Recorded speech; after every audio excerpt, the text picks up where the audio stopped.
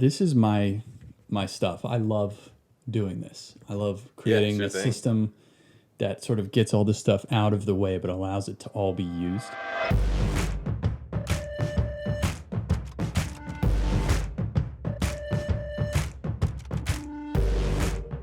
All right, so I'm here at my friend Bryan's studio. What's up? Do you have a name of this studio? No, I don't think so. We could make a name for it today. That's going to be mission one. Right. I'm coming here to help you turn your studio into a super efficient place to where you can just come and create. Right. And have everything sort of always on, always ready. Exactly. I have a pile of stuff right now, but we need like some organization. Our goal for today is to do an analysis of what is not happening how he would like it to happen. And we're going to try and attack each one of those things. And I'm going to fix it, but also explain to him so that you understand. So that I can do it. So that you can do it on your own, but you also know why and what to look for, listen for, and stuff like that. So, we'll put together a list and we'll film some of it, and hopefully it'll help you. And All right, we fixed the color. It looks like a normal room now. This is my stuff. I love doing this. I love creating a system that sort of gets all this stuff out of the way but allows it to all be used. But in order to do that, we have to have our heads in the right space. So I'm going to give you something to drink. And I've been drinking these in the morning. You know how we talk about the morning routine? Yeah. This is a part of it. I've been doing it for over a month. It's freaking awesome. I'm going to shoot a shot with you later on. I'm going to see what happens. See what happens. It's delicious. I know, it's funny. I didn't anticipate it tasting good, but it actually does taste really good. All right, so now we got the juice that we need. We got the juice, baby. Guitar player first. Right. But you've got drums, you've got bass, amp. Now you're starting to get into synths. Right. Yeah, I got the synth downstairs. And then you've got the studio side, and you've got some good pieces here. Yeah. All except for this console. I don't know about that thing. I know. Wow. It looks really good. Yeah. I think that's all that really matters. Looks cool. It looks good. The way to sort of make everything work starts at the input level. Mm-hmm. Yeah. So your interface and where things are plugged in, and like having some sort of reason for the season. And when you do that, you have to kind of think of like, what are all the things I think I'm going to want to do? Mm-hmm. And if you can start there and block them, drums. How many mics do I think I'm going to want on drums? And then maybe leave an extra one or two open blank. Then you move to bass, then guitars or synths or vocals or whatever. Right. And kind of like block those categories. You're going to see like, wow, that's a lot of inputs I need. Mm-hmm. You know, if there's ways to optimize some of it, like sometimes when I do synths, I will run multiple synths to a little summing mixer. Yeah. That just has multiple stereo inputs and then gives me one stereo output. Right. We'll come up with some of those categories and then we're gonna make an input sheet for the unnamed studio. Cool. And once we do that, then we can take a peek at the patch bay. Yeah. And see what's going on there and get some labels, accurate labels. Yeah, cool. And once we're there, it should be pretty smooth sailing. But I know we're gonna, after that, then we'll hit the where in the room is it going to go? What's the flow of the room? Right. I have a small room, and so I'm not going to be here forever, but we'll make do. Yeah. You know. And then also some of the things we'll hit will be like drum tuning. Yeah. Maybe headphone routing. Yeah, that'd be good. Stuff like that, so that I have a bunch of boxes from Sweetwater, who's not sponsoring this video, by the way. That's or are they? I don't know if they are. Check the links in the description. Yeah. We'll start with the I/O, and then I think once that's out of the way, the other things will be much easier. I think I/O and headphones will be the biggest, most important, and most fruitful. Yeah. For the rest, and the rest will be kind of simple and sort of matter of preference and flow. And what makes it easier. Well, I think it's gonna be fun, and then we're gonna incorporate this on some of the preamps, right? That's what I'm using this board for mainly. I have some preamps back there, but all the drums go through the board. Sick. The bass is going through the. I mean, really, I have some 1/4 inch that I can run the bass DI. Yeah. They're in the patch bay, so I can use them, and they're in the loop so that I can. 4, 6. So you got 10 channels of output threes. Yeah. And then you've got the 24 channels on the here. board, yeah. Which I like using the board for that, just because they're Yeah. all the same preamps. They have Yeah. you can EQ them in. It certainly makes for like a good flow, you know, Yeah. when everything pre's are all here, Yeah. you know, outboards For over there. vocals, I could use this for vocals. Yeah. Yeah, absolutely. and maybe bass. So yeah, we'll figure out the best way. Sweet. All right. Yeah, Let's do it. Let's start the I/O. So Bryan sent me. This is his. Cheat sheet, Patch Bay label, digital screenshot.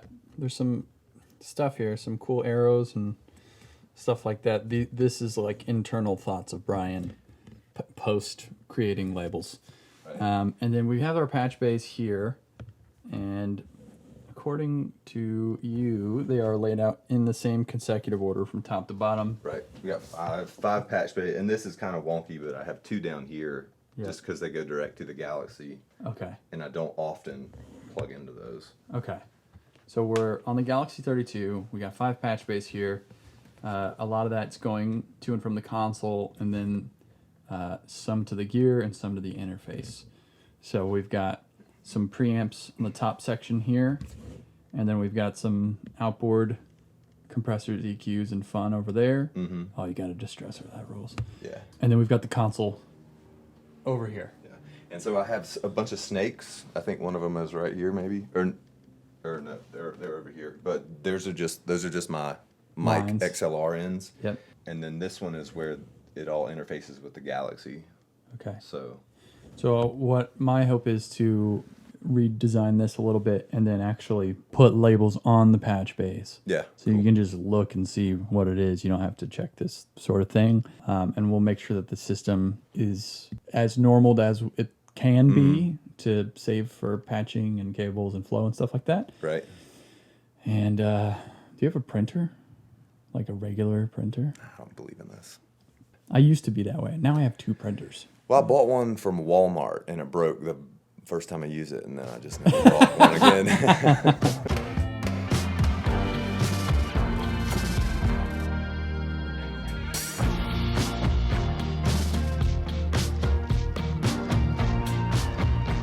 All right, so I have gone through patch bays.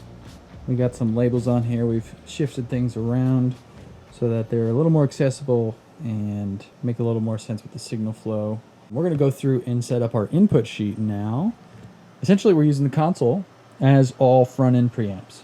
So you plug in a microphone and it hits the patch bay, but normals to our console here. We have 24 pre's on here, and then these are coming out direct out normally to the interface input, which is our Galaxy here. A couple of things we're going to touch on are the Galaxy routing and using control panel, and then we're going to do some Pro Tools template setup so that Bryan can essentially start a new template and have all the drum tracks, guitar tracks, bass tracks, and all the routing set up, and have as little friction as possible between actually creating the session and recording a song.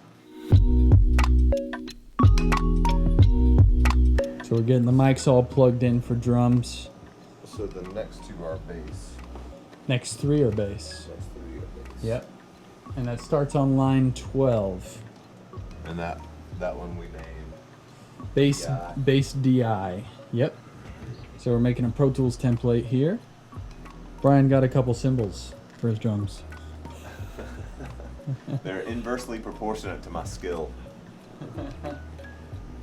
Lots of cymbals, lots of toms. More is more. Super fun though. I'm plugging all these direct into here, but my bass DI will probably just go straight into there.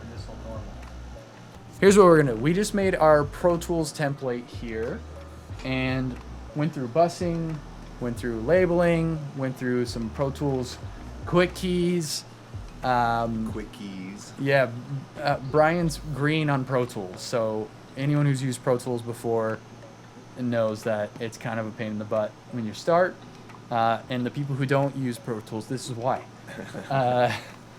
But anyway, I think think you kind of get the gist of it. Yeah. You know, it's going to really take doing it. Just learning some key strokes and getting used to it, yeah.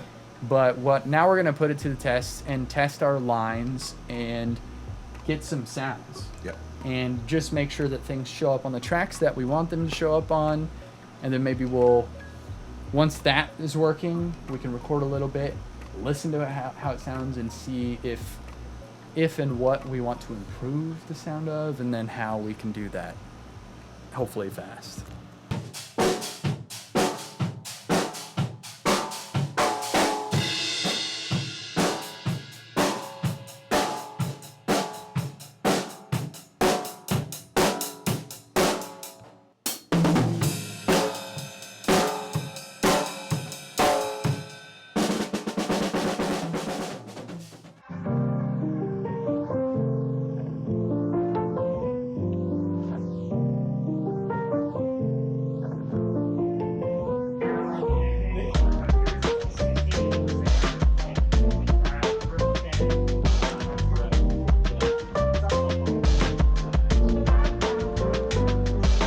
So far we've covered drums, we got the bass setup with a bass DI, an amp out DI, and a mic on the bass cab. We got 3 channels on bass, we got 11 channels on drums, which is actually kind of remarkable considering there's 5 toms. And then we're gonna do guitar, we'll get a vocal channel going, and then we got synth. We hooked up the synth and recorded some of it. And the flow feels pretty good. I feel like it hasn't gotten more cluttered. No. And you know, not really at all. Hopefully it gets a little bit, as you figure out where everything goes, it gets a little more optimized. But when I leave, how do you think it's gonna go? You learn enough? Oh man, I'm gonna blow you up. You're like, Andrew, where'd you put this thing? No, I was recapping it and I was like, okay, so we did signal flow, we did routing, labels, ran and tested lines, mic placement, levels, Pro Tools, that's tracks, the big part. quick keys. Yeah. So the signal flow, I understood it, but it was disorganized. Yeah. And now it's much more organized. We moved the patch bays around so that they make sense a little more. And like you said, we tested all the lines and labeled them. Well, we labeled here. We'll label that. Also, the interface and control panel routing. Yeah. Hopefully you understand that a little bit better. Yeah. And that really wasn't that bad. I just, like, once you set it up, I was like, oh yeah, it made sense. Yeah. Yeah. And learning Pro Tools will just be a work in progress. Just be a little bit every day. Yeah. But we got the template set up. Which is super. We have a template started. Yeah. The template will always evolve. Yeah. And when you find new stuff, you'll add new stuff to it. We haven't even touched MIDI. But we got audio, we got auxes, buses. Yeah, the drums sound a lot better too. I mean, you spend a lot of time like tuning the drums and just that kind of thing. But. And then one thing I'll do before we leave is we'll set up a hardware insert. Yes. And you know what we'll do? It's gonna be this, and it's gonna be on the master bus because that's the most important thing. This is like the greatest mix bus asset. Right. So everything you record will hit this. We'll hit that. Yeah, and you only need 2 channels. Yeah, cool. So that'll be for sure can make space for that. Yeah, and we'll set up a couple of channels of EQ through here just for fun. Yeah. We talked about the value of the board, and even though I'm not like summing through it or anything like that, it's 24 good preamp channels and EQs. And front end EQs too. Yeah. So we could EQ drums a little bit, but that's not a huge deal. Fun fact, Bryan is a guitar amp and guitar collector, so he has 1 trillion amps and guitars. As he's carrying them up right now, I want to show you, we've all of the inputs are pretty much hitting this console, and those of you who've used the console might recognize a problem here, which is no labels. So this is actually a great lesson for Bryan to really understand the routing of his studio here, since we're just shooting in the dark, literally. Plugging in guitars, we're gonna have the aux box output, we're gonna have different cabs mic'd, and we're gonna have a guitar amp that has a direct out with cab emulator, which is this Rev. amp here. And did somebody say I have too many guitars?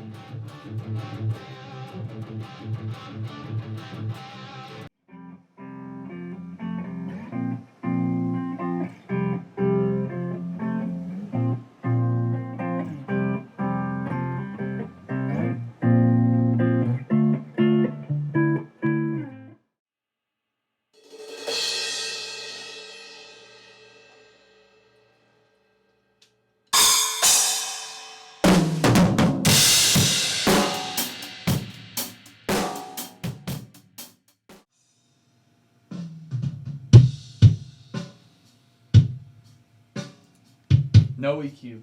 That's what I was about to say. I've heard people say if you mic things right, you don't need to EQ them. And I was like, really? Oh my gosh, dude, I'm excited about that, man. I've never heard the snare sound good. That's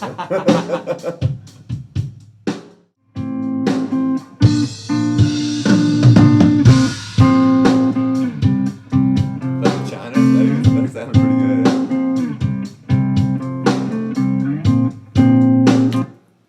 Nice, bro.